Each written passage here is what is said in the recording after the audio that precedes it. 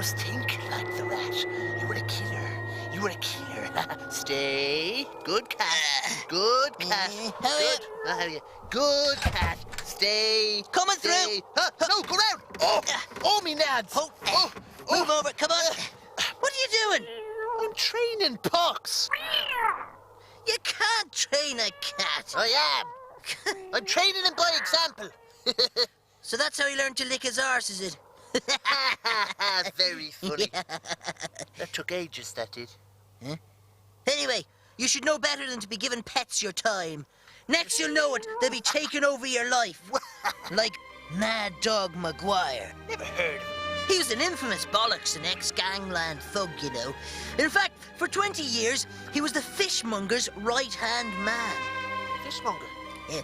He used to, gut his victims. Yeah, from gill to gullet.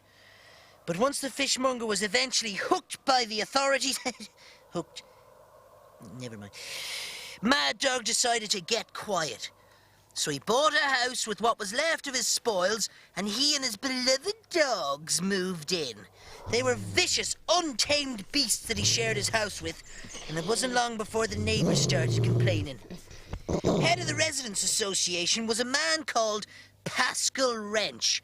He called to Mad Dog's house to put in an official complaint about the incessant barking and filthy condition of his house. Hello, Mr. Mad Dog. I'm from the Residents Association. I was wondering if you wouldn't mind... Mad Dog looked down at him and said... Take this to your Residents Association. Did the neighbours not call the guards, though? The guards were dying to get him. But the thing is, he hadn't broken any laws.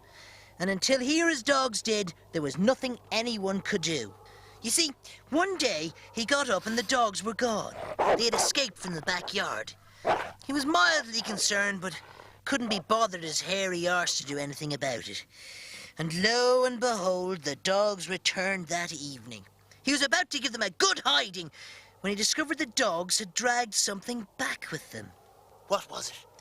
A body. For the love of St. Dolores and the Cranberries, the dogs had slaughtered some poor bastard.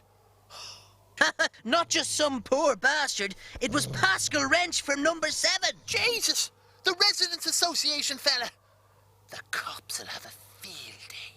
Well, now, a lesser man would have shot himself. But Mad Dog had been in trouble before. There's always a way out. Sure, his dogs had just murdered his neighbour. How in Hades was he going to wash his hands of that one? Washing was exactly what he was going to do. Hello, you've lost me. Mad Dog had a plan. It was simple. He was preparing Mr. Wrench for a second encounter with his death. He washed the corpse's hair, cleaned his nails, stitched up any puncture wounds inflicted by the dogs, and redressed him. What the hell was he at? He waited until it was dark, and then he brought the body and an empty bottle of whiskey and set the corpse in a drunken position on the steps of number 7. It was a great plan. Mrs. Wrench would find her husband dead on the doorstep in what appeared to be death by alcohol poisoning, absolving him and his dogs of any of the blame. A good plan. Yeah, it was a great plan.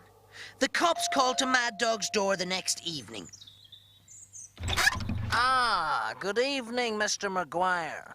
Did you hear that Mr. Wrench from number 7 was found dead on his doorstep this morning? The cop said. Isn't that a feckin' tragedy? Well, I won't keep you, guard. Mad Dog replied, calm as you like. It's Lieutenant Luke Ladd from Leitrim CID, said the detective. You see, the thing is, Mr. Wrench died 3 days ago, and in accordance to his wishes was buried in his back garden under his prize rhododendron bush. Mad Dog flinched slightly. Yes, Mrs. Wrench dropped dead when she saw him. It appears some sick bastard dug the husband up, washed him down, and took him out for a night on the town, and placed the corpse on the front doorstep. The detective told him. So the dogs dug up the body, and he'd got to all that trouble for nothing. That's right. What did Mad Dog do next? Well, he knew the guards had nothing on him. Well, there goes the neighborhood. He replied and slammed the door on Lieutenant Luke Ladd. Then he went out to the back and shot his dogs.